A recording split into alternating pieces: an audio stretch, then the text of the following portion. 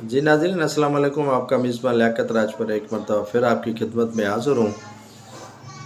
आज अलसुबह एक अफसोसनाक वाक़या सिंध के ज़िला कंदकोट कशमोर के कच्चे वाले इलाके में शाह अली सब्ज़ोई के घर में पेश आया, जब रॉकेट लॉन्चर का गोला फटने से उनके घर में मौजूद एक बच्चे समेत 5 अफराद ज़िंदगी की बाजी हार चुके हैं।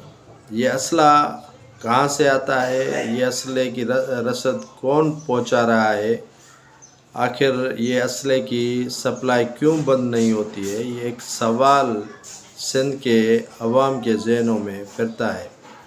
जब परवेज़ मुशर्रफ के आमराना दौर में नेटो के कंटेनर असले के गायब हुए थे, तो किसी ने सच ही कहा था कि सिंध अभी असले के ढेर पर बैठने वाला है।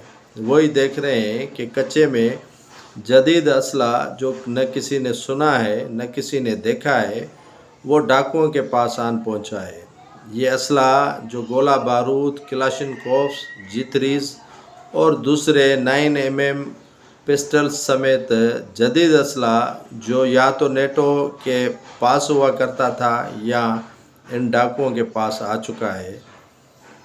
कच्चे के इलाके में जहां ऑपरेशन शुरू तो हो चुका है रेंजर्स की मदद से, लेकिन असले की सप्लाई ताहाल अभी भी जारी है। डाकुओं की मनमानियाँ और भी बढ़ जाती हैं जब उनको जदीद असले से लैस किया जाता है। मकामी रहनुमा जो मुख्तलिफ पार्टीज़ के हैं, उनकी इन डाकुओं को सरपरस्ती बिल्कुल ही हासिल है।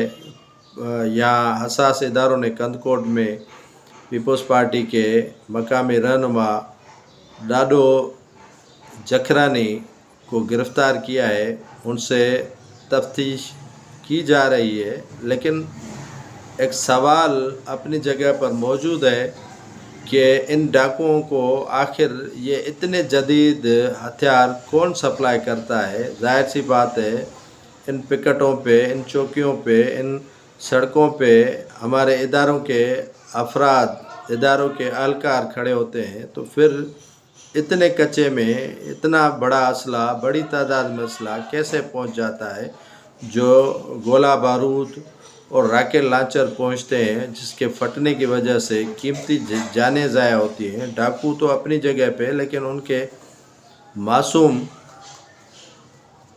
जो बच्चे हैं उनका आखिर क्या कसूर है? सिंध के अवाम का ये मुतालबा है कि असले से पाक सिंध को किया जाए ताकि यहाँ के अफराद सुकून की सांस ले सकें।